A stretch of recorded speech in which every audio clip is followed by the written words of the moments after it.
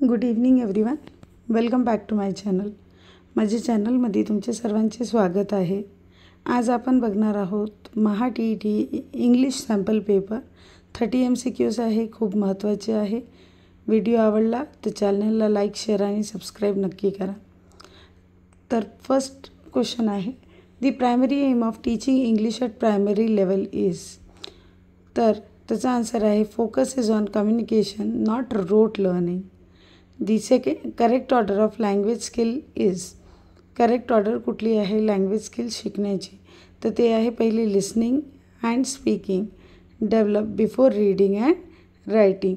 तर काय येणार, listening, speaking, reading and then writing. Answer B is the right.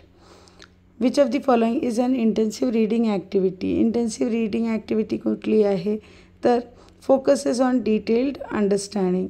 That means B reading of to answer comprehension questions. Choose the correct indirect speech. He said I am hungry. याचे indirect speech काय राहणार, he said that he was hungry. A group of words that makes a complete sense is called sentence. हे तर खूप easy आहे पण आपण confuse होत असतो, तर नक्की बघा. A group of word that makes complete sense is called sentence. The plural of a child is. Child is children.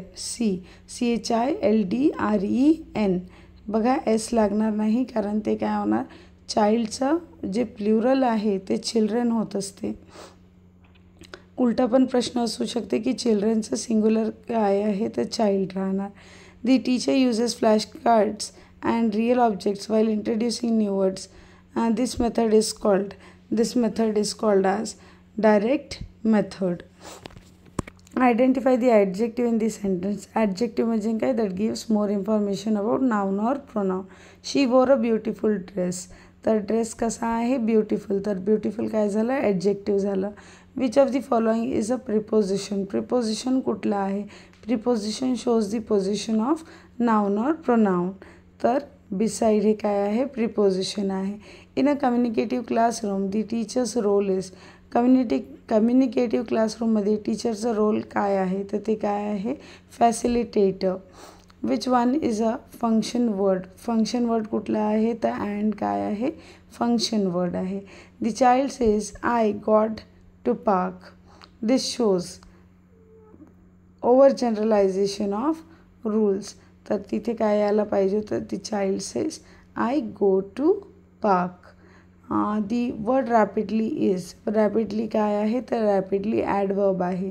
Choose the correct punctuated sentence. Punctuated sentence कुठला आहे, तर B, that is he said let's go home. The synonym. The word synonym means. Synonym म्हणजे काय, ज्याची meaning काय असेल, same असेल. आणि ऑपोजिट मिनिंग म्हणजे antonyms. Which of the following is an example of scaffolding. स्कॅफोल्डिंगचं एक्झाम्पल कुठलं आहे, providing step by step support and reducing help gradually. Choose the correct form. She dash here since morning. She has been here since morning.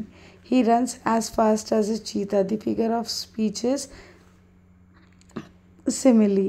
कारण as fast as आपण as use करत असतो आणि सिमिलीमध्ये काय दाखवलं जाते, comparison using as or like.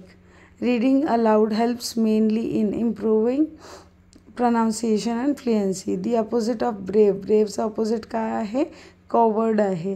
The teacher should correct errors later without discouraging the learner. Choose the correct passive form. They are writing a story. Passive form काय राहणार, a story is being written by them. The word education is derived from. जे word education आहे ते कशापासून आलेलं आहे, educate, to bring up. A language teacher uses songs and rhymes in class mainly to develop rhythm and pronunciation. A synonym of happy is. Synonym म्हणजे cheerful. Choose the correct spelling. Correct spelling कुठली आहे, RECEIV. Receive. The sentence she is taller than her sister is taller than. जे पण सेंटेन्समध्ये than आलं तर ते कुठलं degree राहणार, कंपॅरेटिव्ह डिग्री राहणार. Which of this is a formative assessment. Formative assessment कुठली आहे, oral quiz during teaching. A language game in the classroom is useful because it motivates and engages the learner. Language game कुठला आहे, काय करत असते, कशा प्रकारे युजफुल आहे, तर ते मोटिवेट आणि एंगेज करते लर्नरला.